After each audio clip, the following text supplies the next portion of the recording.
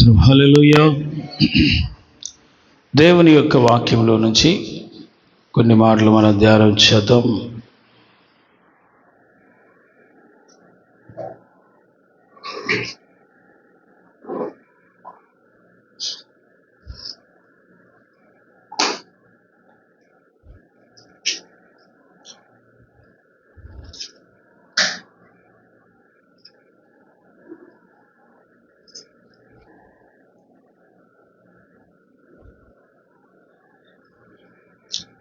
పరిశుద్ధ గ్రంథములో నుంచి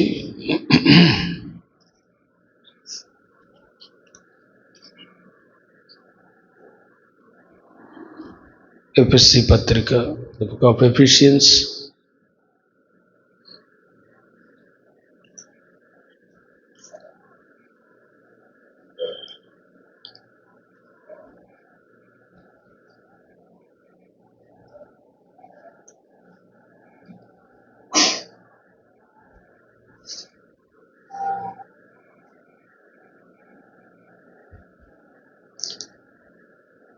ఎఫెసీ పత్రిక 3వ అధ్యాయం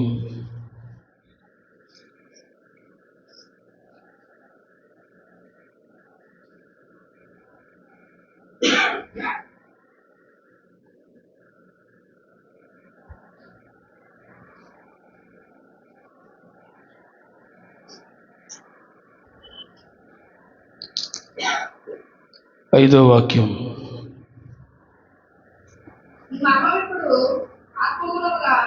దేవుని పరిశుద్ధులకు అపోస్తలులకు ప్రవక్తలకు బయలుపరచబడినట్టుగా పూర్వకాలమునందు మనుషులకు తెలియపరచబడలేదు. 6వ వాక్యం కూడా చదువుదాం. ఈ మర్మం ఏదనగా అన్యజనులు సువార్త వలన క్రీస్తు యేసునందు మృతులతో పాటు సమాన వారసులను, శరీరమందరి సాటి అవయవములు వాగ్దానములో పాలివారులై ఉన్నారని అనున్నదియే. చాలు. దేవుని స్తోత్రం. హల్లెలూయా.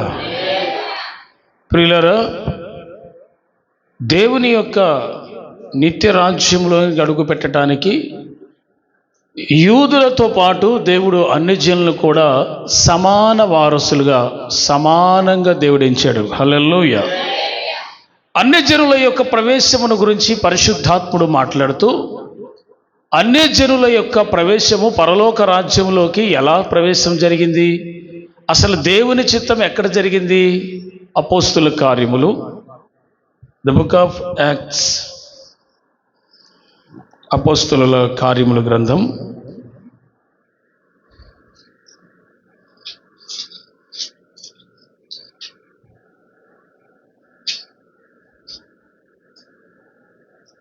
10వ అధ్యాయం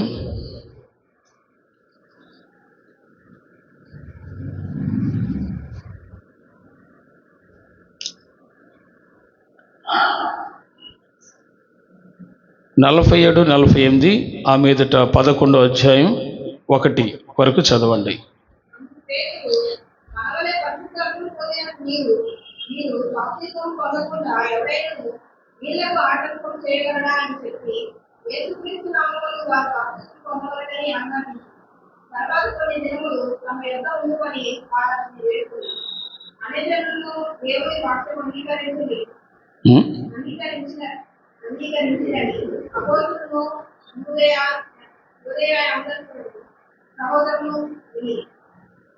పదకొండవ అధ్యాయంలో 1వ వాక్యం మళ్ళా చదవండి. అన్యజనులు దేవుని వాక్యం అంగీకరించిరని అపోస్తలులను యూదయ అంతటిలో ఉన్న సహోదరులను వినిరి. దేవుని స్తోత్రం.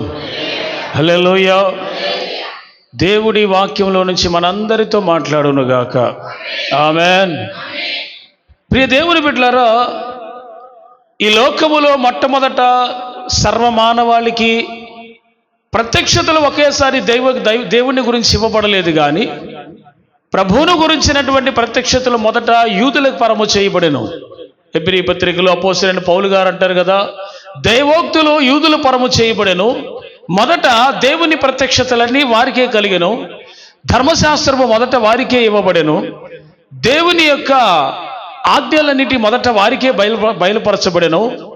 వారిలో దేవుడు యూదా గోత్రాన్ని లేవీలను ఏర్పరచుకుని, లేవీలునేమో దేవుని సేవకులుగా, యూదులనేమో దేవుని యొక్క పరిచారకులుగా, సేవకులుగా నియమించి, దేవుడు తన పరిచారకులుగా సర్వమానవాళికి ఒక మాదిరికరమైన పరిచర్య వారు చేయనట్లుగా దేవుడు వారందరిని ఏర్పరచుకున్నాడు. అయితే 12 గోత్రాల్లో యూదా గోత్రం ఒకటి, లేవి గోత్రం ఒకటి చాలా ప్రాముఖ్యమైనవిగా మనం చూస్తున్నాం.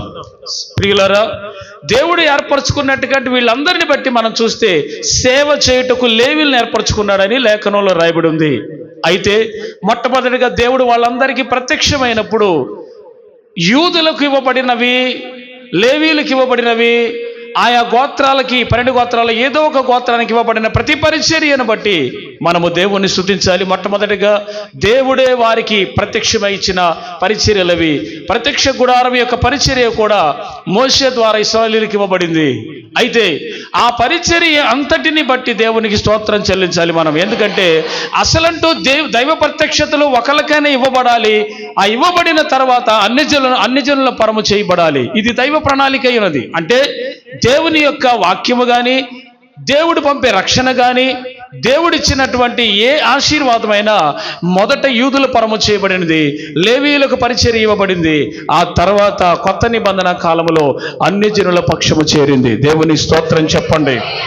అంటే 2024 సంవత్సరాల క్రితమే క్రీస్తు మొదటి శతాబ్దములో అపోస్తుల కాలములో మనము చదివినట్లుగా 10వ అధ్యాయంలో చివరి వాక్యాలు 2 వాక్యాల్లో 11వ అధ్యాయం మొదటి వాక్యంలో చూస్తే అన్యజనులకు దేవుడు ఒక ప్రత్యేకమైన ఏర్పాటు కలిగి ఉన్నాడని, ఆయన ప్రత్యేకమైన ప్రణాళిక కలిగి ఉన్నాడని లేఖనంలో చూస్తున్నాం.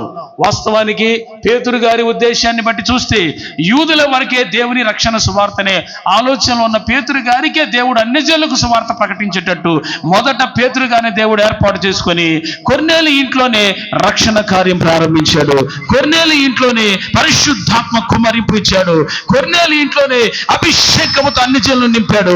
కొర్నేలి ఇంట్లోనే దైవ ప్రత్యక్షతలన్నీ కలిగించాడు.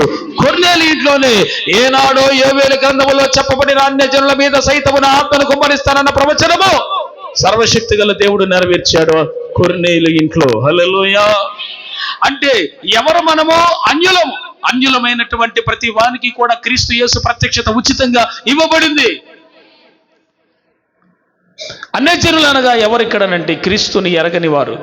మనందరికీ క్రీస్తుని ఎరిగేటట్లుగా దేవుడు సహాయము చేశాడు. మనమందరము యేసునందు రక్షించబడ్డాం. హల్లెలూయా. అయితే ప్రత్యేకత ఏమిటి ఇందులో అనంటే ఇంకా రక్షణ పొందని వాళ్ళు ఉన్నారు. వాళ్ళందరికీ కూడా క్రీస్తు ఇచ్చే రక్షణ పొంది వారు కూడా ఈ కృపలోకి రావాలని పరిశుద్ధాత్మ దేవుడు పనిచేస్తున్నాడు. ఇంకా హల్లెలూయా చెప్పండి బిగ్గరగా, హల్లెలూయా. అయితే ఈ ప్రత్యేకించబడినటువంటి ఈ అన్యజనుల కొరకు దేవుడు ఏ ప్రణాళిక వేశాడు? ఈ అన్యజనుల పట్ల దేవుని ప్రణాళిక ఏంటి? ప్రకటన గ్రంథం. వీళ్ళంతా కూడా వస్తారా? హల్లెలూయా. ఎస్, వీరు కూడా వస్తారు. Please open chapter, I think it is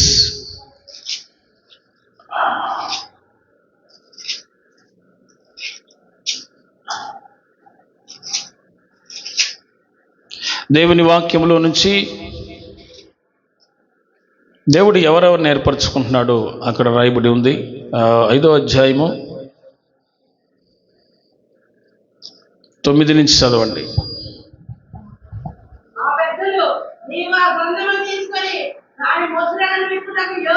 జీవగ్రంథానికి ఉన్న 7 ముద్రలు విప్పుటకు యోగ్యుడు ఎవరంటే యేసుక్రీస్తు ప్రభువారే.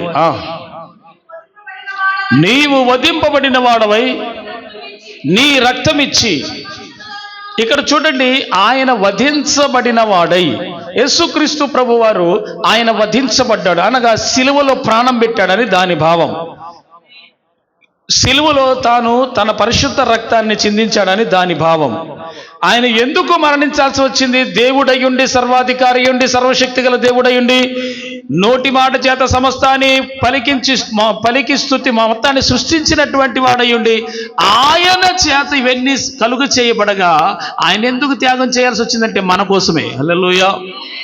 అక్కడ రాయబడి ఉంటుంది ఒక మాట, తన స్వరక్తం ఇచ్చి, ఆమేన్, తన రక్తం ఇచ్చి ప్రతి జనములోను ప్రతి ప్రాంతంలోనూ ఆయా వంశాలలోనూ ఆయా భాషలు మాట్లాడే వారిలో నుంచి లెక్కించలేనంత కొన్ని కోట్ల మంది జనములను తన స్వరక్తము చేత సంపాదించాడు. దేవుని స్తోత్రం, ప్రభువుకి మహిమ కలుగునుగాక. అంటే ఎన్ని వందల కోట్ల మందిని యేసుక్రీస్తు ప్రభు వారు తన స్వరక్తము చేత విడిపించాడో లెక్కించడానికి వీల్లేదు. We cannot countable it is not possible. తన స్వరక్తం ఇచ్చి సంపాదించిన సంఘం. హల్లెలూయా. అక్కడ ఈ మాట మాట్లాడుతున్నప్పుడు పరిశుద్ధ గ్రంథములో ఎప్పుడైనా మీరు గమనించండి, గొర్రెపిల్ల అన్న చోట యేసయ్య అని అర్థం. చెప్పండి, ఎవరు? యేసయ్య.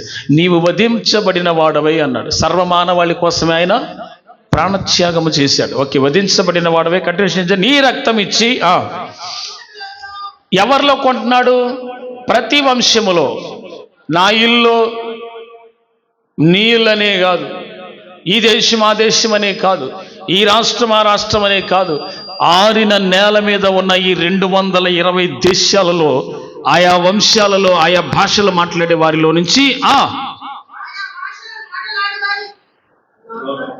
ఆయా భాషలు మాట్లాడేవారిలోను ప్రతి ప్రజలోను ప్రతి జనములోను దేవుని కొరకు మనుషులను కొని మా దేవునికి వారి ఒక రాజ్యముగాను యాజకులుగాను చేసితివి. చాలు, దేవుని స్తోత్రం. ఇక్కడ దేవుడు రాజులుగాను యాజకులుగాను చేశాడంట. ఎవరిని రాజులుగా యాజకులుగా చేసింది?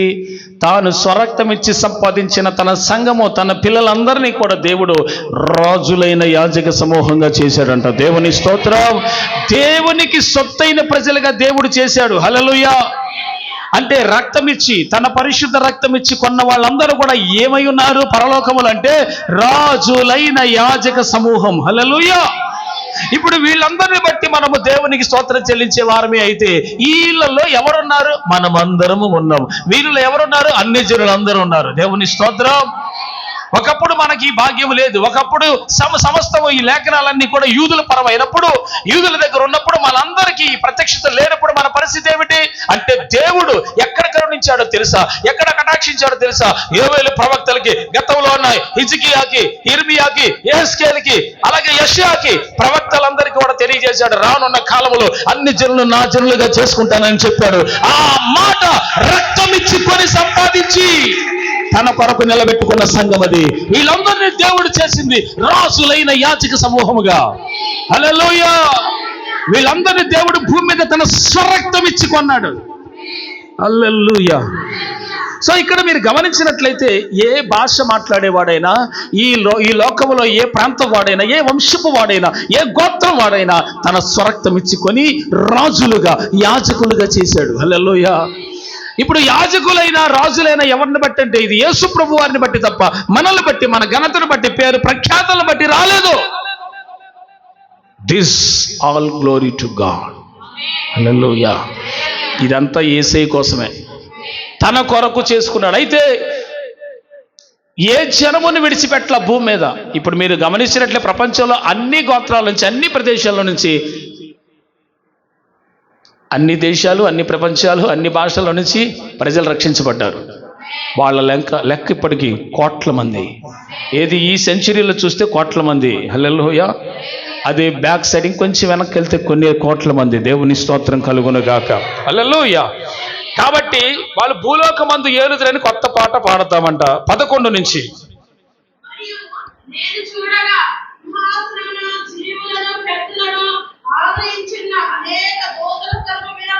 చాలు, హల్లెలూయా చెప్పండి. ఇప్పుడు ఈ రాజులైన యాజక సమూహము ఏం చేయాలి? ఎవరిని ఆరాధించాలి? సర్వశక్తి గల దేవుడు ఎవరు అర్థమైంది కాబట్టి ఆయనకే ఆరాధన చేయాలి, ఆయనకే సాష్టాంగపడాలి.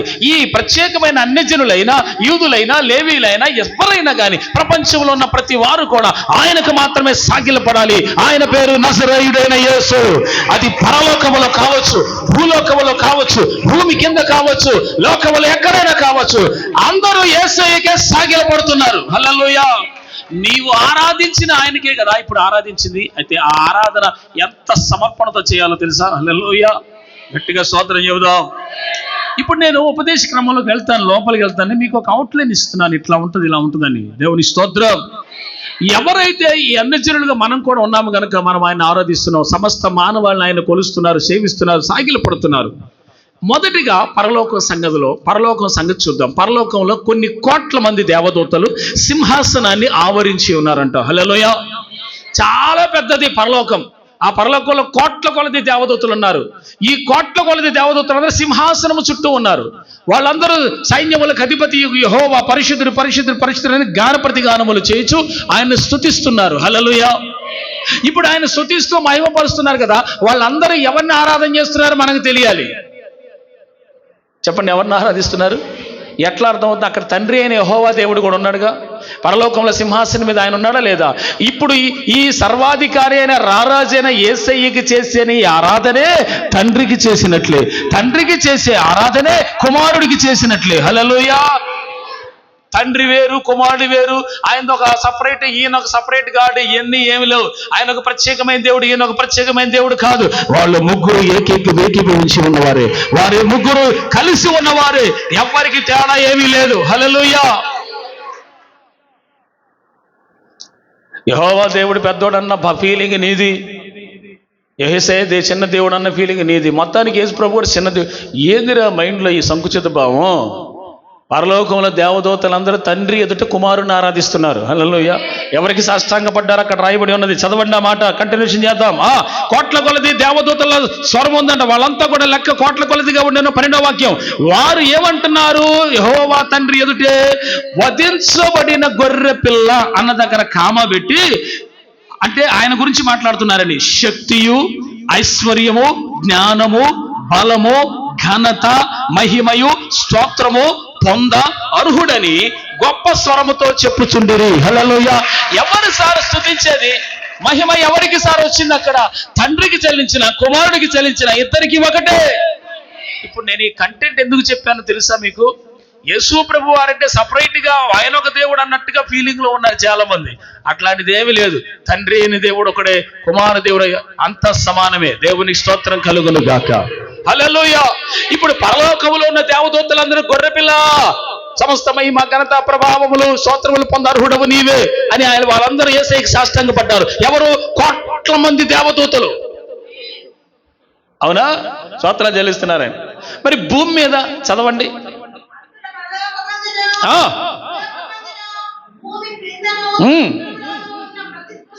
నాకు పెద్ద డౌట్ ఏంటంటే, ఒక్క నిమిషం తల్లి, పరలోకంలో అంటే సరే అనుకోవచ్చు, దేవదూతలు ఉన్నారు కాబట్టి అనుకోవచ్చు. భూమి మీద అంటే జనం ఆయన రక్తంతో కొనబడిన వాళ్ళు ఉన్నారు కాబట్టి అనుకోవచ్చు. భూమి కింద దేవుడు ఉన్నారండి.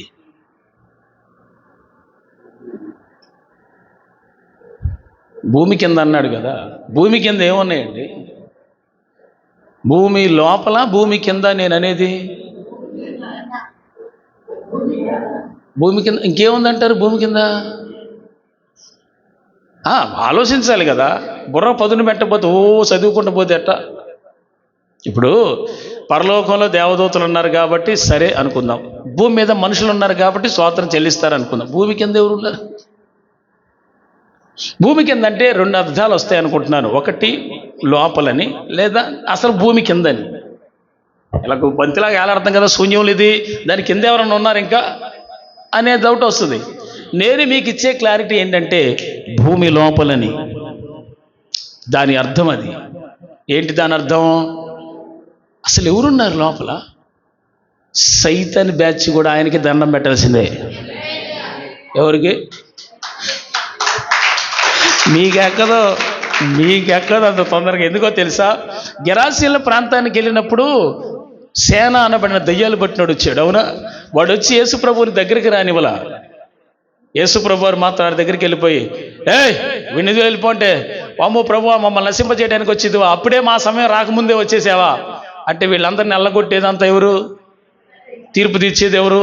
అసలు బ్యాక్గ్రౌండ్ స్టోరీ మొత్తం దయ్యాలకు తెలుసు కానీ మానవులకు తెలియదు.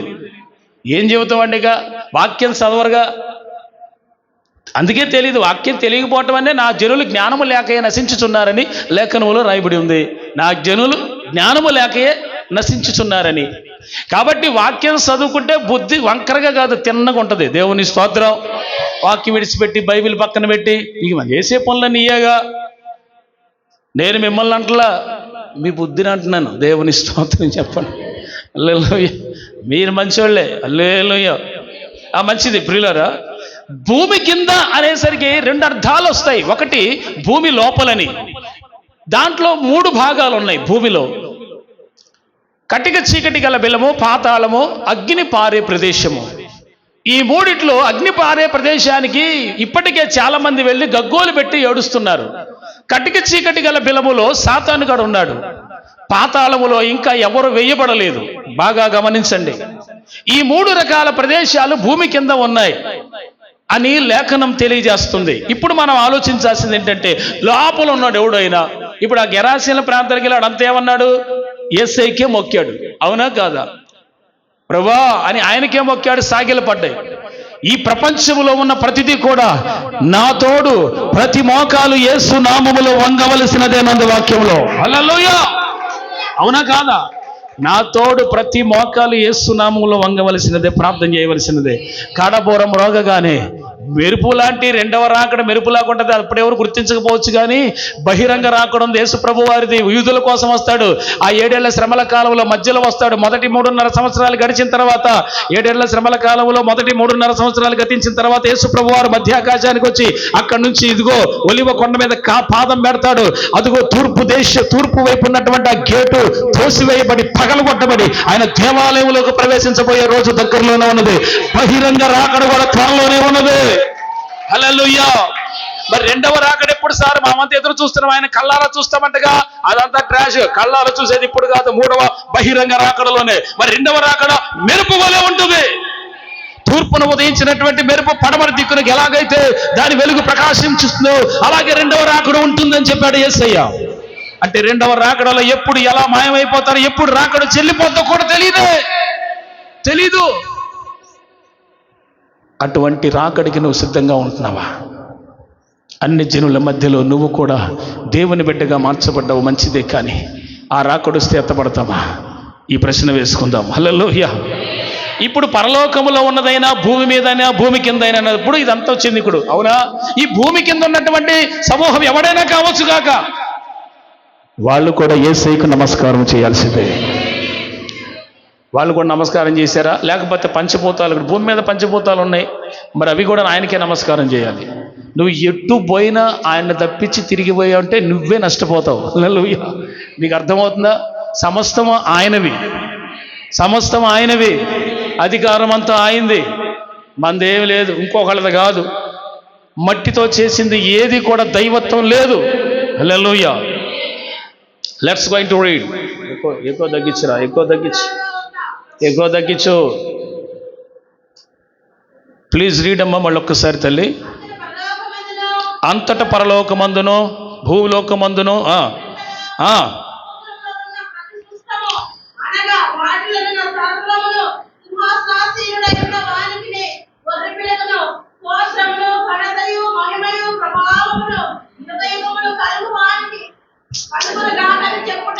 హల్లెలూయా. దేవునికి స్తోత్రం. ప్రియులారా, ఇక్కడ ఏమని రాయబడింది? సముద్రము కూడా, సముద్రంలో ఉన్న సమస్తము కూడా, భూమి మీద ఉన్న సమస్తము కూడా ఎవరికి సాష్టాంగపడుతున్నాయి? యేసయ్యకు. హల్లెలూయా. కాబట్టి ఇక్కడ పరలోకంలోనైనా, భూమి మీదైనా, భూమి కిందైనా సమస్తము యేసయ్యకే సాష్టాంగపడుతున్నాయి. హల్లెలూయా అని గొప్ప శబ్దముతో పలికారంట దేవదూతలు. పరలోకంలో ఉన్న దేవదూతలు గొప్ప శబ్దముతో. అలాగే అక్కడ కొన్ని కోట్ల మంది ప్రజలు ఉన్నారు. వాళ్ళు కూడా దేవునికి మహిమ చెల్లిస్తూ గొప్ప శబ్దంతో కేకలు వేశారు. ఏంటంటే, సముద్రంలో ఉన్న సమస్తము, భూమి మీద ఉన్న సమస్తము సర్వోన్నతుడైన యేసయ్యకి, ఆ గొర్రె పిల్లకి మహిమ కలుగునుగాక అని కేకలు వేసి యేసయ్య నామాన్ని మహిమపరిచారు. హల్లెలూయా. రేపు ఆ స్తోత్రాలలో, ఆ మహిమలో, ఆయన మహిమపరిచే విధానములో, ఆ గుంపులో మనం ఉంటాం. హల్లెలూయా. అన్యజనులారా, మీకు ఎంత భాగ్యము దక్కింది. అంతేగా మరి. అన్యజనులను దేవుడు ఎంతగా ప్రేమించాడు, నిన్ను నన్ను ఎంతగా ప్రేమించి ఆ రక్షణ ఇక్కడికి పంపించాడు. ఇక్కడికే కాదు, భూమికి నలుదిక్కులా పంపించాడు. హల్లెలూయా. అండ్ ఇప్పుడు మీకు అర్థమైంది అనుకుంటాను. ఆయనకు అన్ని జనుల పట్ల ఉద్దేశం కలిగి ఉన్నాడు. వారిని దేవుడు పరిశుద్ధ సంఘముగా చేయనై ఉన్నాడు. దేవుని స్తోత్రం. Okay, right. పరిశుద్ధ గ్రంథములో నుంచి మరి ఒక మాట మీ దృష్టికి తీసుకొస్తాను. చూడండి, 14వ అధ్యాయం, రెవల్యూషన్ చాప్టర్ 14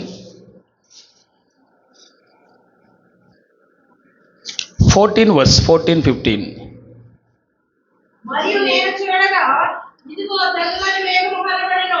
మనిషి కుమారుని పోలిన ఒకడు ఆ మేఘం మీద ఆసీనుడై ఉండెను. ఎవరంటండి ఈయన? యేసుక్రీస్తు ప్రభువారు. చెప్పండి, ఎవరైనా?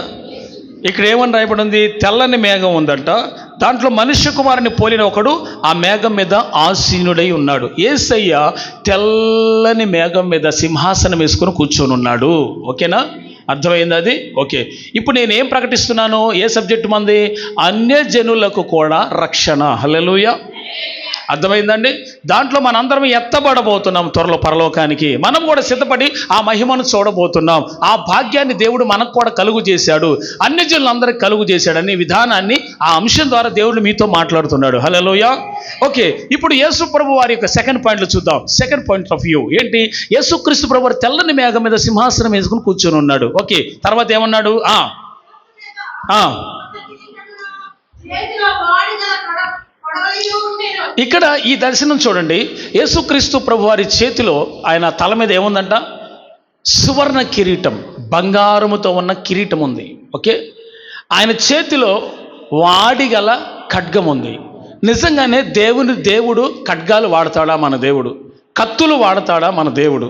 అది మనం అర్థం చేసుకోవాలి. ఇప్పుడు నేను మీకు వివరిస్తున్నాను, జాగ్రత్తగా వినండి. యేసు ప్రభు వారి చేతిలో ఉన్నది నిజంగా కొడవలి కాదు, అది భావగర్భితమైన మాట, అది ద్వంద్వాంశ సారాంశం ఉన్న మాట, లేక రెండు అర్థాలు వచ్చేటువంటి మాట. ఓకేనా? మీరు అర్థం చేసుకోండి. కొడవలి అనేసరికి ఇతర దేవుళ్ళకు గనక చేతులలో ఉన్నట్టుగా ఆయుధాలు ఉన్న దేవుడు కాదీనా. హల్లెలూయా. యెహోవా దీర్ఘశాంతుడు, దయాళుత్వం కలిగిన వాడు, మంచితనము కలిగిన వాడు, సాత్వికుడు, ప్రేమ స్వరూపి, కంప్లీట్గా ఆయన. హల్లెలూయా. బట్ రెండవ రాకడలో ఈ దర్శనములో యోహాను గారికి కొడవలి పట్టుకున్నట్టుగా ఎందుకు చూపించాడు? దాని భావం ఏంటి అంటే, కింద పైరు ముదిరింది, కొడవలి పెట్టి కోయుడి అనే ఒక ఉపమాన అలంకార భాషలో మాట్లాడాడు. ఇప్పుడు చూడండి, వాస్తవానికి పైరు ముదిరింది అనుకుందాం, దాని అర్థం ఏంటి? కోత కొయ్యాలని అర్థం. దాన్ని కుప్పలు పెట్టాలి, నూర్చి ఈ గింజలు పక్కకి తెచ్చి చెత్తనంతా తీసి అవతల పడేయాలని దాని అర్థం. అంటే చెత్తకి గింజకి సంబంధం లేదా? లేదు. ఉందా? ఎప్పుడైనా కలిసి ఉంటుందా అది? అందుకే రెండవ రాకడ దేనికి పోలుస్తున్నాడంటే, ఈ కొడవలు పెట్టి కోత కోసే ఆ కోత విధానానికి పోల్చాడు. హల్లెలూయా. మీకు అర్థమైందా? అందుకే ఉపమాన పరిభాషలో యేసుప్రభు వారి చేతిలో కొడవలు ఉన్నట్టుగా చూపించాడు, కానీ అది కొడవలి కాదు. రాకడ ఉద్దేశములో భూమి మీదకి దేవుడు తన కత్తిని పంపుతున్నాడు, అనగా దేవుని ఖడ్గమైన వాక్యాన్ని. హల్లెలూయా. ఇప్పుడు ఈ వాక్యం అనబడిన ఖడ్గము ఏం చేస్తుందంటే, ఈ భూమి మీద ఇంకా తయారవక, ఇంకా ఫలానికి రాక, ఇంకా ఫలావులు లేక, ఇంకా అభిషేకము లేక, ఇంకా సిద్ధపడక, ఇంకా ప్రార్థన లేక, ఇంకా తన పరలోక రాజ్యానికి వెళ్ళటానికి తగినంత సిద్ధపాటు లేక ఉన్న ఆ జనం మొత్తాన్ని కోసి అవతల పడేసి, గురుగులతో పాటు గోధుమలు కూడా కోసేసి దేన్ని దానికి విడదీసే కాలమే రెండవ బహిరంగ రాకడ కాలం. హల్లెలూయా. అంటే యేసయ్య దుష్టుల్ని, పాపిష్టుల్ని, నీతిమంతుల్ని, పరిశుద్ధుల్ని వేరు చేస్తాడు. నీతిమంతులు, పరిశుద్ధులు ఒక సైడు, పాపిష్టి దుష్ట సన్నాహంతో ఒక సైడు, మొత్తానికి వేరు చేస్తాడు. హల్లెలూయా. చేసేది ఉందా లేదా వేరుబాటు? అవునా కాదా? ఉంది. ఆ దృష్టితోనే ప్రభు చేతిలో కొడవలు ఉన్నట్టుగా చూపించాడు. అంటే రెండవ రాకడలో కోత కొయ్యబడుతుంది అని. హల్లెలూయా. చదవండి. కొడవలు ఉండేను, మరియు ఒక దూత దేవాలయంలో వెడలు వచ్చి భూమి చాలు. దేవుని స్తోత్రం చెప్పండి అందరూ. చెప్పండి అందరూ బిగ్గరగా. మీ దృష్టికి తీసుకొస్తున్న మర్మమైన వాక్యాన్ని శ్రద్ధగా ఆలకించండి, శ్రద్ధగా ఆలకించండి. హల్లెలూయా. ప్రియులారా, భూమి మీద పైరు పండి ఉన్నది అని అన్నాడు. ఇక్కడ మీరు ఆలోచిస్తే యేసుక్రీస్తు ప్రభు వారు సేవ చేసేటప్పుడు ప్రియులారా శిష్యులతో ఒక మాట చెప్పాడు, పైరు ముదురునిది కొడవలు పెట్టి కోయడి, కోతకాలం వచ్చిందని చెప్తారు కదా, పని వాళ్ళని పంపమని కోత యజమానుని వేడుకోండి అని యేసు ప్రభు వారు చెప్పారు. అవునా కాదా? నా వైపు చోట్ల చాలా మంది మీరు వాక్యం వినాలి. హల్లెలూయా. హల్లెలూయా. కోత యజమానుని వేడుకొనుడి, పని వాళ్ళని పంపమని మాట చెప్పాడు యేసయ్య. ఏంటి దాని అర్థం అంటే, విస్తారమైన ఆత్మలు ఉన్నాయి, వారందరినీ రక్షించాలి, వారందరికీ రక్షణ సువార్త చెప్పాలి, వాళ్ళందరూ కూడా ప్రభు రక్షణ పొందాలి, వీళ్ళందరికీ రక్షణ సువార్త ప్రకటించే సైన్యం అనబడిన దైవజనులు కావాలి, కోతకు పని వాళ్ళు కావాలి, కనుక పనివారు యజమానుని వేడుకోండి, అనేక మంది సేవకులను పంపమని క్రీస్తు మొదటి శతాబ్దంలో యేసు ప్రభు వారు ప్రార్థించండి సేవకుల కొరకని చెప్పాడు. ఆమేన్. ఇప్పటికి చూస్తే కొన్ని వేల మంది సేవకులే ఉన్నారు, చాలా తక్కువ మంది సేవకులు ఉన్నారు, కానీ రక్షణ పొందాల్సిన వారి లెక్క కొన్ని కోట్లుగా ఉన్నారు. హల్లెలూయా. అయితే మరి ఇప్పుడు భూమి మీద పైరు పండి ఉన్నది అని అన్నాడు కదా, ఈ కాలం ఏ కాలం ఇది? ఇది రాకడ కాలం, సిద్ధపాటు అయ్యే కాలం, కోత కోసే కాలం, సిద్ధపడిన ఆ తోట కోతకొచ్చిన ఆ యొక్క పంటను కోత కోసి కుప్పరుచ్చే కాలం, చెత్తను ధాన్యాన్ని వేరుపరిచే కాలం. హల్లెలూయా. అవునా కాదా? ఇది వేరుపరిచే కాలమా లేదా? బుద్ధిమంతుడైతే ఇవన్నీ లెక్కిస్తాడు, బుద్ధిమంతుడైతే ఇవన్నీ కనుగొంటాడు, బుద్ధిమంతుడైతే ఇవన్నీ అర్థం చేసుకుంటాడు. దేవుని స్తోత్రం. రాకడ గడియలు ఇవన్నీ. నువ్వింకా నీ ఇష్టం వచ్చినట్లుగా తినచ్చు, తాగుచు, పెళ్ళాడుచు, పెళ్లికి ఇవ్వడుచు, నారు నాడుచు, పెళ్లి ఇల్లు కట్టుకోవచ్చు. ఇదే అట్లా ఉన్న సమయంలోనే నోవాహు జలప్రళయ కాలం, జలప్రళయం వచ్చినట్టుగా ఈ కాలంలో కూడా అలాగే వస్తుందంట రాకడ. అది ఎప్పుడు వస్తుందో తెలీదు. అందుకే మనిషి కుమారుని ఎదుట మనం నిలబొట్టకు తగినంత ప్రార్థన శక్తి కలిగిన వారే ఉండండి. అలా మనము ప్రార్థన శక్తి కలిగిన వారమై ఉంటేనే ఆయన ఎదుట నిలబడే శక్తి ఉంటుంది. లేకపోతే we can't able to stand in front of God. దేవుని ఎదుట నిలబడలేము. నిలబడే శక్తిని సంపాదించుకోండి. హల్లెలూయా చెప్పండి, గట్టిగా స్తోత్రం చెప్పండి. హల్లెలూయా. సో ఇక్కడ మీరు గమనించినట్లయితే కోత అనేది మీరు ఆలోచిస్తే పైరు ముదిరితేనే కోత కొయ్యాలి. అంటే ఈ ప్రకటన గ్రంథము మనం చదువుతున్నాం కదా, 14వ అధ్యాయము. ఇవన్నీ ఎప్పుడు వేదనలు ప్రారంభించబడినప్పుడేగా, శ్రమల కాలం ప్రారంభించబడినప్పుడేగా, రాకడొచ్చినప్పుడు శ్రమలు మొదలైతాయి కదా, రాకడొచ్చినప్పుడు శ్రమలు మొదలైతాయి కదా, అంతే కదా. ఈ 7 ఏళ్ల శ్రమల కాలంలో మధ్యలో సంఘం ఎత్తబడిద్దో, ముందే ఎత్తబడిద్దో, చివరిలో ఎత్తబడిద్దో, మొత్తానికి ఎత్తబడుతుందిగా సంఘం. హల్లెలూయా. ఆ ఎత్తబడే సంఘములో నువ్వు రెడీగా సిద్ధంగా ఉన్నట్లయితేనే దేవుని రాజ్యంలో ఉంటావు. హల్లెలూయా. ఇప్పుడు భూమి మీద పైరు పండింది అన్నాడు, కొడవలు వేయాల్సిన పరిస్థితి వచ్చింది. అంటే రాకడ, కోత కొయ్యాల్సిన పరిస్థితి. అంటే అందరినీ ఒక చోటకి చేర్చాలి, దేవుని సింహాసనం ఎదురుకి చేర్చాలి. 1 కొరింథీ పత్రిక 5:9-10 ప్రకారం ఒక రాయబడి ఉన్న దాన్ని బట్టి సింహాసనం ఎదురుకి అందరూ వెళ్ళి నిలబడాలంట. దేవుని స్తోత్రం. వాడు ఎక్కడున్నా కానీ ఆ క్రియలు మంచివైనా సరే, చెడ్డమైనా సరే, దేహముతో జరిగించిన ప్రతి వానికి క్రియాఫలము ప్రతి వాడు పొందినట్లుగా వాడందరూ కూడా దేవుని సింహాసనం ఎదుట నిలబడాలంటే మనం అందరం ఒకరోజు మనం చేసిన క్రియలు అవి మంచివైనను సరే, చెడ్డమైనను సరే, దేవుని సింహాసనం ఎదుట ఒకరోజు మనం నిలబడాల్సి వస్తుంది. మీకు అర్థమవుతుందా? కాబట్టి ఆయన ఎదుట నిలబడాలి. కాబట్టి ఒకలాంటి భయభక్తులు లేకుండా ఉంటే అలా సహవాసము కానీ, అపోస్తుల ఉపదేశంలో కానీ, ప్రార్థనలో కానీ, పరిశుద్ధతలో కానీ ఎదిగి ఫలించని వాడు అగ్నిగుండములో వేయబడతాడు. Okay, right. Please read verse 15. అప్పుడు మరి ఒక దూత దేవాలయంలో నుండి వెడలి వచ్చి, పైరు పండి ఉన్నది, కోతకాలం వచ్చినది. ఇప్పుడు మీకు అర్థమైందా? పైరు పండిందంటే ఏంటి దాని అర్థం? ఇంతసేపు మొత్తుకుంది దేనికండి? ఏమన్నారు మరి? పైరు పండిందంటే అర్థం ఏందండి? కోతకాలం వచ్చిందని. కోతకాలం అంటే ఏందండి? ఆత్మల్ని రక్షించాలి, దేవుని రాజ్యంలో తీసుకెళ్ళిపోవాలి, వేరు చేయాలి. అవునా? దుష్టులు, పరిశుద్ధులు అందరూ పునరుద్ధానములుగా ఒకరోజు సింహాసనం మీద నిలబడాలిగా అందరం. అవునా కాదు? నిలబడద్దా? మరి ఇక్కడ మీరు గమనించాల్సిన విషయం అదే. చదవండి. కొడవలు పెట్టి కోయడని గొప్ప స్వరముతో ఆ మేఘం మీద ఆసీనుడైన వానితో ఒక దూత చెప్పాడంట పరలోకములో. మేఘం మీద ఆసీనుడైన వాడు కొడవలి భూమి మీద వేయగా, పైరు కోయబడెను. దేవుని స్తోత్రం చెప్పండి అందరూ. హల్లెలూయా. భూమి మీద తన కొడవలి వేయగా పైరు కోయబడిందంట. ఇక్కడ పరిశుద్ధ గ్రంథంలో మనం చూస్తే మత్తయి సువార్తలో యేసయ్య ఒక అద్భుతమైన ఉపమానం దీని గురించి చెప్పాడు. నేను చెప్తాను, నాకు సమయం లేదు, రెఫరెన్స్లు అన్నీ చెప్పుకుంటా లేట్ అయిపోతుంది, నేను చెప్తాను వినండిగా. మత్తయి సువార్తలో యేసుక్రీస్తు ప్రభువు ఏం చెప్పాడంటే, గోధుమలు గురుగుల గురించిన ఉపమానం తర్వాత వాళ్ళకి అర్థం కాకపోతే యేసయ్య ఒక మాట చెప్తాడు, ఉపమాన రీతిగా చెప్తాడు. అది వాళ్ళకి అర్థం కాకపోతే పర్సనల్గా ఇంట్లోకి వచ్చినప్పుడు యేసు ప్రభుతో శిష్యులు అడుగుతారు, ప్రభా నువ్వు చెప్పిన ఉపమానం మాకు అర్థం కాలేదు. ఏంటి ఎంత వివేకులుగా ఉన్నారా మీరు, ఇది మీకు కూడా అర్థం కాలేదా?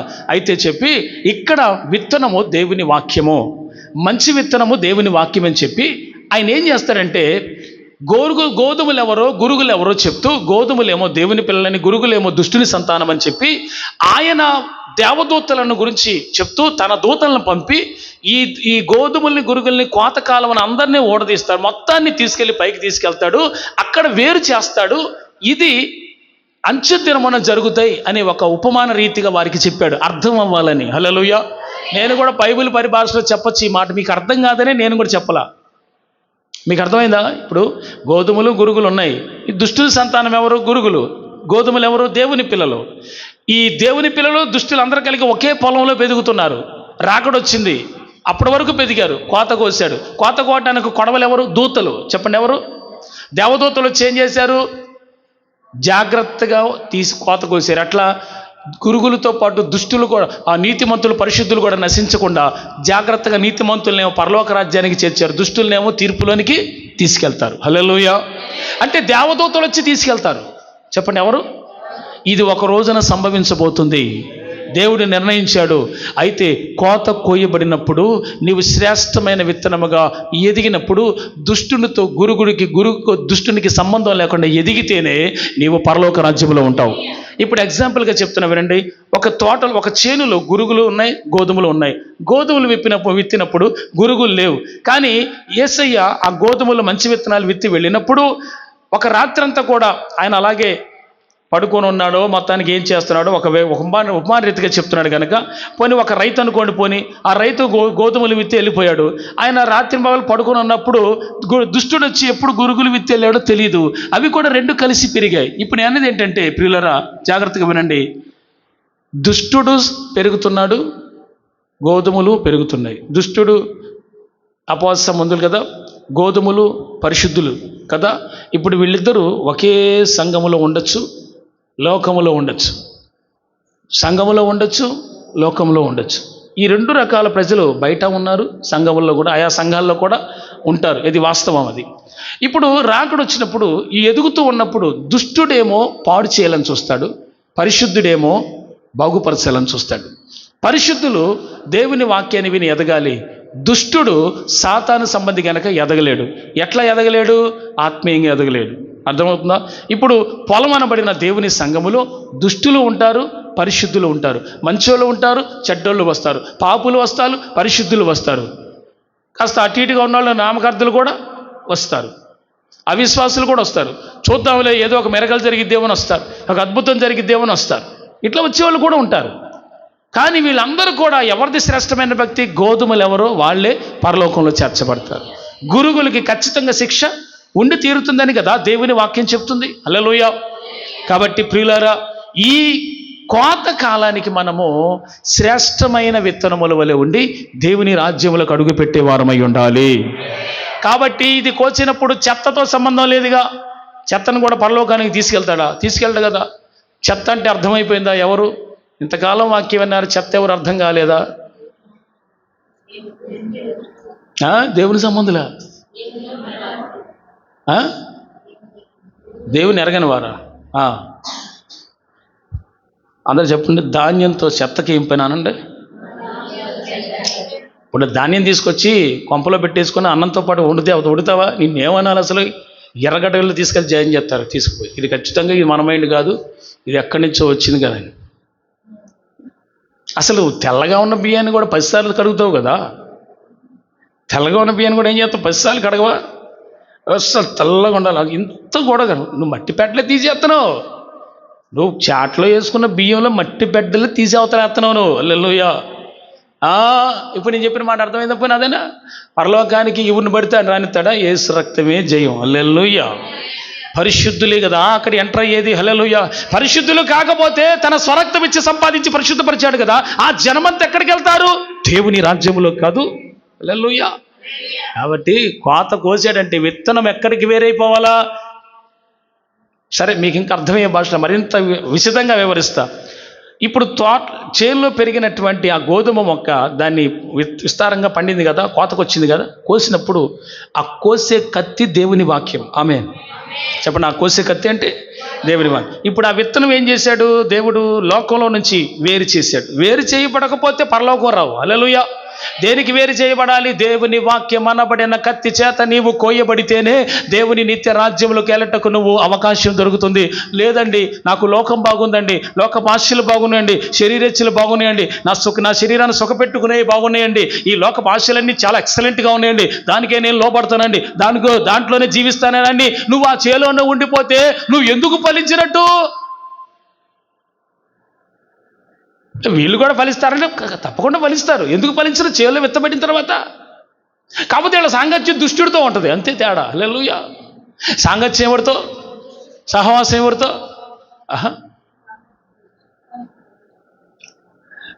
అరాకొరగా దేవుడితో సహవాసము, సాంగత్యం మాత్రం దుష్టుడితో. మంచి ఫ్రెండ్షిప్ వాడితో చేస్తారు. మీకు అర్థమవుతుందా? సహవాసం మాత్రం అరకొరగా దేవుడితో అప్పుడప్పుడు, లేదంటే ఎప్పుడు. కొంతమంది ప్రార్థన చేసే వాళ్ళు అయితే కొంతమంది అప్పుడప్పుడు ప్రార్థన చేసేవాళ్ళు ఉన్నారు. వాళ్ళకి అప్పుడప్పుడు ప్రార్థన చేసేవాడు కూడా దుష్టుడి సంబంధం సహవాసం చేసేవాళ్ళు ఉన్నారు. అదేంటండి అంతే. నేనంటాను ఈయన్ని కూడా కోసి అవతల పడేస్తారు ఒకరోజు. దేవుని స్తోత్రం కలుగునుక. మరి ఫలించాడుగా, మరి చర్చిలోకి వచ్చాడుగా, వాక్యం విన్నాడుగా, రక్షించబడ్డాడుగా, కాబట్టి వీడు ఫలించడానికి అవకాశం ఇచ్చాడు దేవుడు. హల్లెలూయా.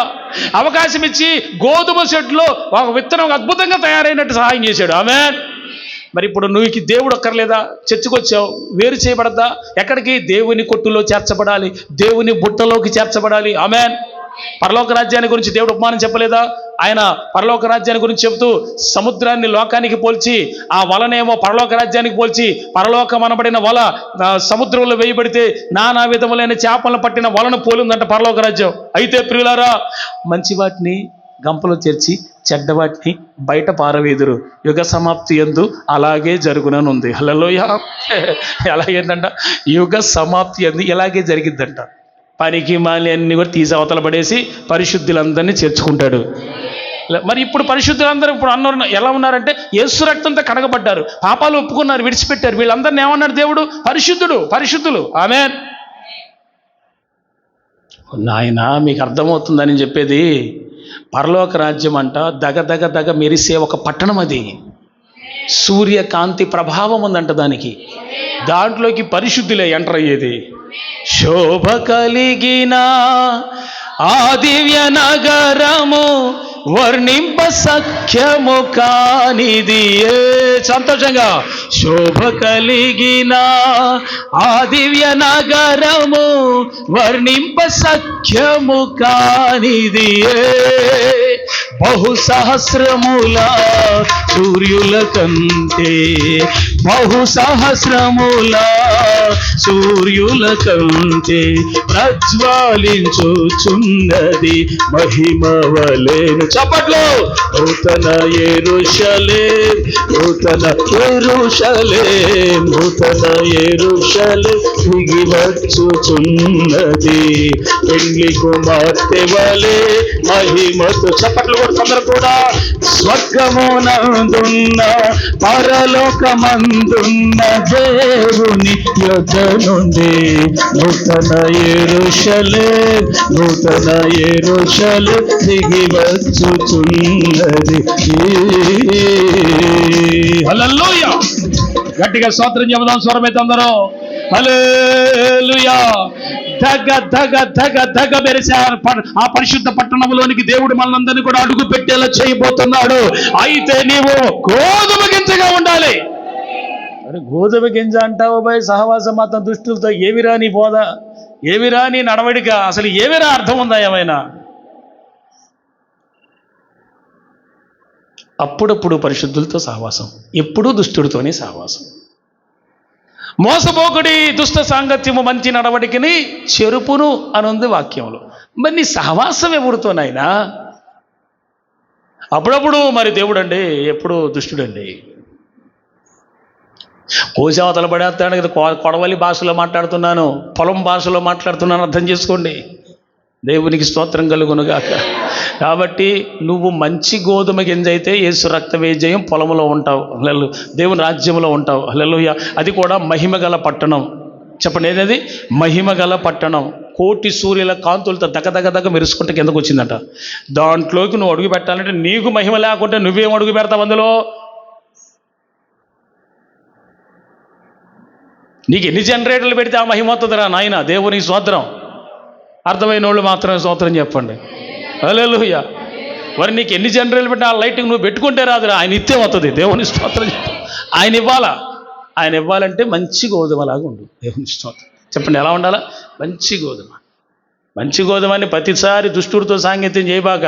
ఆడి అన్నీ నీకు వచ్చి నువ్వు దుష్టుడైపోతావా? లేనిపోని గొడవ. 6 నెలలు సాహం చేస్తే వాడు ఈడు వాడైపోతున్న రోజులు. అసలు ఇంకో సాహసం చేయను. అసలు ఫోనే ఇప్పుడు అంతా మార్చేస్తుంది అందరినీ. ఎవడికి ప్రత్యేకమైన ఫ్రెండ్స్ లేరు. భార్య భర్తలు కలిసి మాట్లాడుకోవట్లా, అత్తమామలు మాట్లాడుకోవట్లా, అక్క చెల్లెలు మాట్లాడుకోవట్లా, కోడళ్ళు మాట్లాడుకోవట్లా. కుటుంబాల్లోకి దూరేడు ఒకడో సైతానిక బ్యాచ్. ఫోన్ రూపంలో దూరేడాడు. ఎవడితో సంబంధం పలకరింపులు అది లేవు. అసలు పలకరింపులే లేవు. భార్య వచ్చిందా? వచ్చా కూర్చొని ఈడు ఫోన్లో అంటాడు. భర్త డ్యూటీ నుంచి వచ్చాడా? టీ ఆయన మొహాన్ని పడిచి మన ఫోన్ చూసుకుంటాడు. తిప్పుతూ ఉంటుంది. ఏమి లేదు, రిలేషన్ లేదు, మాటలు లేవు, మొత్తం పోయినాయి. నేను అంటాను, వాడు జ్వరపడ్డాడు దుష్టుడిగా. యేసు నామములో అవన్నీ తొలగిపోవాలి. అంటే ఫోన్లు తొలగిపోవాలని నా ఉద్దేశం కాదు. మీరు అర్థం చేసుకోండి. దేవునితో ఉన్న రిలేషన్ తొలగిపోకుండా చూసుకోవాలి. దేవునితో ఉన్న సంబంధం తెగిపోకుండా చూసుకోవాలి. ఇది ఆ కాలం. హల్లెలూయా. నువ్వు రాకడికి సిద్ధపడే కాలం ఇది. ఆమేన్. చెప్పట్లేదు అందరూ. హల్లెలూయా చెప్పట్లా? హల్లెలూయా. సరే, ఇప్పుడు దేవుడు ఆ లేఖనాన్ని మీకు వివరిస్తున్నాను. నేను ముగించేస్తాను. అయిపోయింది, టైం కూడా అయిపోయింది. చాలా 2 దాటిపోయినట్టుంది. పిల్లరా, కొయ్యబడితేనే విత్తనం వేరవుతుంది. ఆ విత్తనం వేరైంది ఎక్కడికి వస్తుంది? పనల దగ్గరికి వస్తుంది. నాకు తెలిసి పనలు కట్టేవాళ్ళు ఇదివరకు. ఇప్పుడు కోత మిషన్లు వచ్చినాయి. అయినా చెప్పాకంటే నేను ఆ భాష మాట్లాడుతున్నా. బైబిల్ ఏ భాషలో రాయించాడో ఆ అర్థం వచ్చే భాషలోనే చెప్తా మీకు వాక్యం. కాబట్టి ఆ పనలు దేనికి వేసి కొడతారు?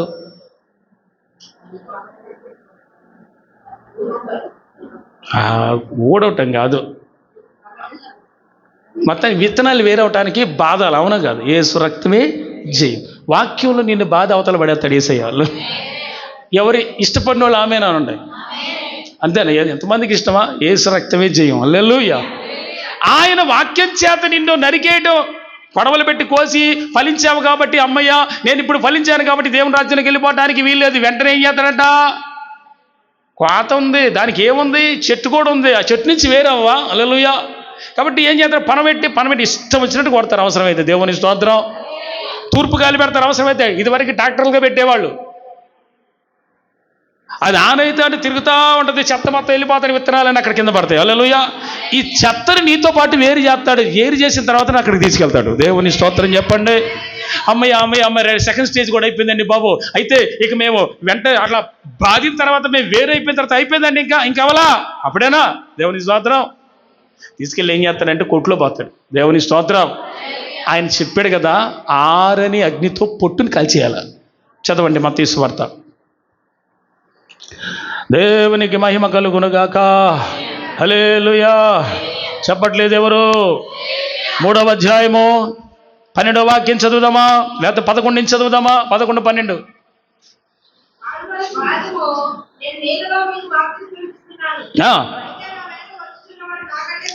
ఓ బాబు, నేను ఆయన చెప్పులు మోయటానికి కూడా పాత్రుని కాదు.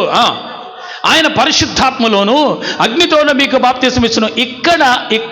ఇక్కడ పొట్టు కాలిపోద్ది. హల్లెలూయా.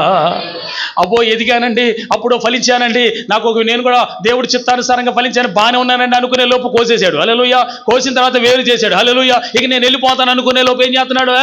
అప్పుడే కదా లేదు, కొట్లో పోతా, నిన్ను కొట్లోకి తీసుకెళ్తా, సంఘంలో తీసుకొస్తా. అప్పుడు ఏం చేస్తాడు? అగ్ని పంపుతాడు. ఏంటి అగ్ని? పరిశుద్ధాత్మ అగ్ని చేత నీ పాపాన్ని కాల్చేస్తాడు దేవుడు. హల్లెలూయా.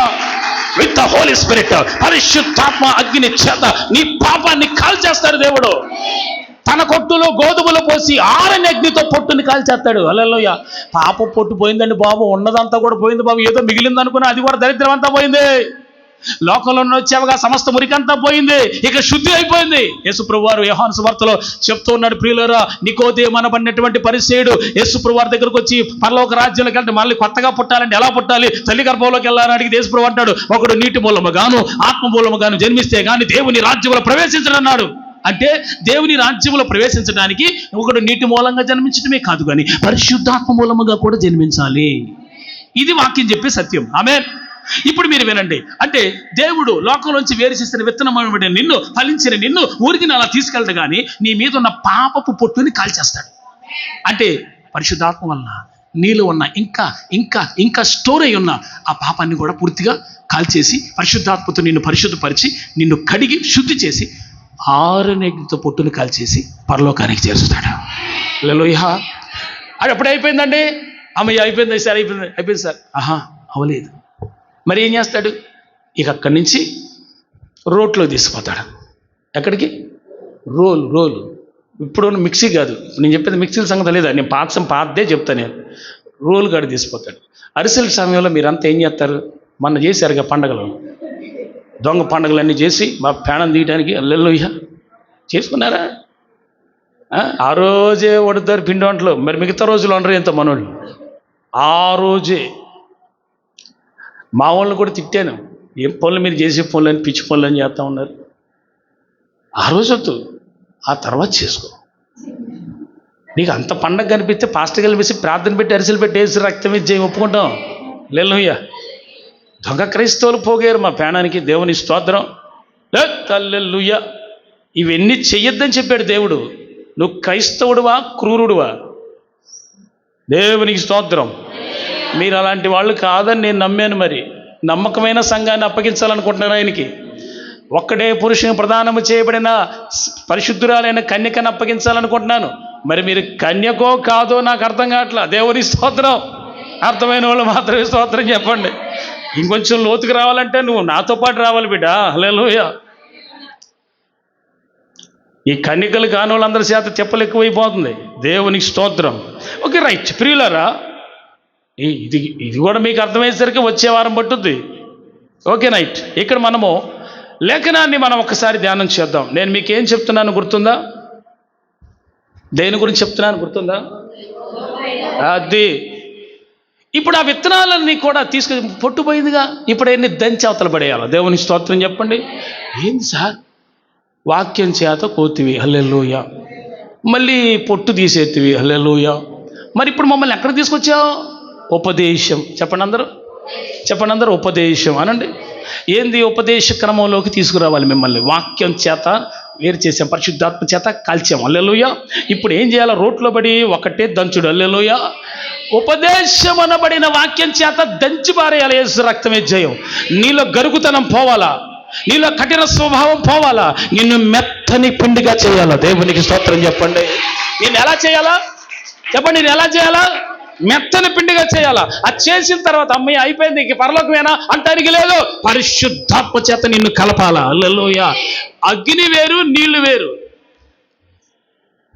పరిశుద్ధాత్మ అనబడి నీళ్లు నీతో ఆ తొట్లోంచి దాన్ని ఏమంటారు, దాన్ని పెద్ద రోల్ ఉంటుంది కదా, దాంట్లోంచి నిన్ను గిన్నెలోకి తీసుకురావాలి, పాత్రలోకి. తీసుకొచ్చిన పాత్రలోకి నిన్నేం చేయాలా? అమ్మయ్య అయిపోయింది అనుకునే సమయానికి మెత్తగైపోతే గర్వం, అహంకారం, క్రోధం, కోపం, ఏవేవి ఉన్నాయో సకల దుర్మార్గం అంతా నలిగిపోయినట్టే కదా. ఇంకేమున్నాయి? మెత్తని పిండి అయిపోయావు. ఇక దేవుడు నిన్ను రొట్టెగా చేయడానికి ఇష్టపడుతున్నాడు. హల్లెలూయా. విషయం చెప్పనా? కొన్ని సంఘాలు సరిగ్గా దంచరు. హల్లెలూయా. వీళ్ళు అవును దంచరు. ఆ గింజలన్నీ అట్టాగా ఉంటాయి కొన్ని. వీటితోనే పెద్ద ప్రాబ్లం. దేవుని స్తోత్రం చెప్పండి. ఎందుకని? నలగవి. ఇటుకేంటంటే సరైనటువంటి ఉపదేశం వల్ల దేవుని స్తోత్రం కలుగునుగాక. రోకల పూట ఒక్క దెబ్బ కొడితే యేసు రక్తమే జయం. పిండి అయిపోవాలి. హల్లెలూయా. మాట్లాడలేదండి ఎవరు. అసలు మీకు అర్థమవుతుందా వాక్యం? పిండి అవతల ఒక్క దెబ్బల పడితే రోకటి దెబ్బ వేసి రక్తం ఇచ్చేయం. నీలో ఉన్న పాపం మట్టిపోయి మొత్తం మశానం అంతా పోయి గర్వం, క్రోధం, అహంకారం ఎన్ని పోయి సచ్చి పిండి అయిపోవాలి. దేవుని స్తోత్రం. ఇప్పుడు అయిన దాన్ని ఇంకేముంటుంది నాయన, యేసుప్రభు మొత్తం పిండేసండి, ఏం లేదండి బాబు అన్నావా? ఇంక నీతో పని దేవుడికి ఇంకా ఉంది. తీసుకొచ్చి నీళ్లు పోసి మెత్తని పిండి చేస్తాడు. హల్లెలూయా. ఓ గోధుమ గింజ, నువ్వు ఇప్పుడు పిండి అయ్యావు. పిండి నీవు రొట్టె అవ్వాలి. దేవుని స్తోత్రం చెప్పండి. నిన్ను దేవుడు రొట్టెగా చేయాలి. ఆమేన్ చెప్పండి. రొట్టెగా చేయడానికి ఆయన చేతుల్లోకి అప్పగించుకోవాలి. ఇప్పుడు ఎవరి చేతిలోకి రావాలి? మరి అంతకుముందు ఏంటి? వాక్యం. తర్వాత ఏంటి? పరిశుద్ధాత్మ. ఇప్పుడు తర్వాత ఏంటి? రాకల బండానమైన ఉపదేశం. హల్లెలూయా. ఆ తర్వాత మెత్తగా అయిపోయిన తర్వాత దేవుడి చేతుల్లోకి వెళ్ళిపోయావు. దేవుడు ఏం చేశాడో తెలుసా ప్రియులారా? దేవుడు ఏం చేశాడో తెలుసా? ఆయన వత్తటం స్టార్ట్ చేశాడు. దేవుని స్తోత్రం చెప్పండి. ఆయన చేసేది ఎట్టుండదో తెలుసా? ఇక్కడ సరిగ్గా రూపం రావట్లేదు, రౌండ్ కావట్లేదు, నువ్వు ఒత్తిపారేస్తాడు వేసి రక్తం. కొంచెం శోధన వచ్చింది, అబ్బో తట్టుకోలే మొదలు ప్రభా, ఓకే లైన్లోకి వచ్చావా? వచ్చానండి. ఇవన్నీ సరిచేస్తాడు. వంకరలన్నీ తిన్నగా చేస్తాడు. హల్లెలూయా. ఒక రౌండ్ ముద్దగా చేసి అప్పుడు ఆయనే ఒత్తుతాడు. దేవుని స్తోత్రం చెప్పి ఒక రొట్టెగా చేస్తాడు. చేసి ఇప్పుడు నువ్వు ప్రజల కోసం వాడబడతావు నాన్న అని నీ ప్రార్థన విరిచి వేరే వాడికి ఇస్తాడు. నీ సమర్పణ విడిచి వేరే వాడికి ఇస్తాడు. నీ పరిశుద్ధత విరిచి వేరే వాడికి ఇస్తాడు. అంటే నువ్వు టోటల్గా విరవబడతావు. నీ చేతిలో రొట్టెను నేనయ్యా విరువు. హల్లెలూయా, హల్లెలూయా చెప్పండి. అయ్యా, అబ్రహాముని పిలిచి విరిచావు, యాకోబుని పిలిచి విరిచావు, పౌలుని పిలిచి విరిచావు. నువ్వు పిలిచిన వాడిని విరుస్తావు. అయ్యా, విరవటానికి ఇంత ప్రాసెస్ ఉంది. అవును, పౌలు గారిని పిలిచినప్పుడు ఊరికి వెంటనే మెత్తని పిండి చేసేసాడా? ఏంది సార్, ఎన్ని శ్రమలు సార్. హల్లెలూయా. ఇప్పటి వరకు నీకు కలిగిన శ్రమలన్నిటి విషయంలో నువ్వు సంతోషపడి, ఎందుకంటే దేవుడు నిన్ను విరుస్తున్నాడు, దేవుడు నిన్ను తయారు చేస్తున్నాడు, దేవుడు నిన్ను ముద్దగా చేస్తున్నాడు, దేవుడు నిన్ను రొట్టెగా చేస్తున్నాడు, అభిషేకిస్తాడు. దేవుని కొరకు వాడుకుంటాడు, దేవుని కొరకు వాడుకుంటాడు. కాకపోతే ఆయన చేతులకు వెళ్ళేదాకా నువ్వు ఒదిగి ఉండాలి సుమా. కొయ్యబడేటప్పుడు ఉండద్దా? పరిశుద్ధాత్మతో కొట్టులో ఉండద్దా? అవునా? తర్వాత ఏంటి? రోట్లకు దంచబడద్దా? ఉపదేశం చేత పిండి అవ్వద్దా? దేవుని చేతిలో రావద్దా? రొట్టె అవ్వద్దా? అప్పుడు కదా దేవుడు నిన్ను వాడుకునేది. ఇప్పుడు మేము వాడబడుతున్నామంటే ఎంత నలగొట్టి దేవుడు మమ్మల్ని వాడుకుంటున్నాడు. మీ కొరకు ఆహారం కావట్లేదా? దేవుని స్తోత్రం కలుగునగాక. పరిశుద్ధాత్మ దేవుడు మీతో సూటిగా మాట్లాడాడు. నువ్వు దంచబడేటప్పుడు కొన్ని గింజలు నా వల్ల కాదని రోట్లో నుంచి వెళ్ళిపోతాయి. ఈ తట్టుకోలేని నా వల్ల కాదంటారు, ఈ ఉపదేశం నా వల్ల కాదంటారు, ఈ వాక్య మర్మాలు మా వల్ల కాదంటారు, ఇంత కఠినంగా ఉంది వామ్మో మా వల్ల కాదని కొన్ని గింజలు రోట్లో దంచుతుంటేనే వెళ్ళిపోతాయి, పక్కన పడిపోతాయి. కానీ దంచేవాడు పరిశుద్ధాత్ముడే గనక ఆ గింజలు మరలా ఒక్కొక్కటి వేరి రోట్లో వేస్తుంటాడు. ఎందుకు వేస్తాడో తెలుసా? నువ్వు మెత్తన పిండి అవ్వాలని, నువ్వు దేవుని రాజ్యానికి రావాలని, నువ్వు దేవుని కొరకు, ఆయన పరిచర్య కొరకు, సేవ కొరకు, సువార్త కొరకు ఉపయోగపడాలని. This is the plan of God. దేవుని ప్రణాళిక అయి ఉన్నది. రాగలవా? అప్పగించుకోగలవా? సమర్పించుకోగలవా? పిండి అవ్వగలవా? ఆయన చేతిలోకి రాగలవా? రొట్టె అవ్వగలవా? విరిచి వడ్డిస్తుంటే విరవబడ్డానికి అప్పగించుకోగలవా? ప్రార్థన చేసుకుందాం. ప్రభువా, మీకు స్తోత్రాలు చెల్లిస్తున్నాను. అల్పుణ్య అభాగ్యుని ఎన్నికలేని వాడిని నిలబెట్టుకున్నారు. ఇదిగో వచ్చిన వారిని కూడా బలపరచండి. విన్న వారిని వాక్యంలో హృదయాలు నీరు కట్టి ఫలం తెచ్చేయండి. దేవా, నీ కొట్టులోకి చేర్చబడ్డాం. దేవా, పొలంలో నుంచి వేరు చేయబడ్డాం. ప్రభువా, పరిశుద్ధాత్మతో నింపండి నాయన. ఇంకా కొంతమంది ప్రార్థన చేయలేకపోతున్నారు, కన్నీటితో వేడుకోలేకపోతున్నారు, క్షమాపణ వేడుకోలేకపోతున్నారు, దేవుని బిడ్డగా మార్చబడలేకపోతున్నారు, మమ్మల్ని క్షమించు నాయన అని అనలేకపోతున్నారు. ప్రభువా నాయన క్షమించండి. ఇంకా మోకరించిన ఆరోగ్యం ఉన్న వాళ్ళందరూ మోకరించండి. తండ్రి, మీకు స్తోత్రములు నాయన. మా మీద నీ ఆత్మను చిన్న బలపరచండి తండ్రి. కృప చూపించండి, నడిపించండి. ఇదిగో నా తండ్రి, మేము కొయ్యబడేటప్పుడే తప్పించబడుతున్నాము. మంచి గోధుమలమే మేము, కానీ ప్రభా దుష్టుడితో సహవాసం చేస్తున్నాం. కొన్ని సందర్భాల్లో దుష్టుడి వైపు చూస్తున్నాం. కొన్ని సందర్భాల్లో తండ్రి మమ్మల్ని క్షమించండి, మమ్మల్ని మన్నించండి దేవా.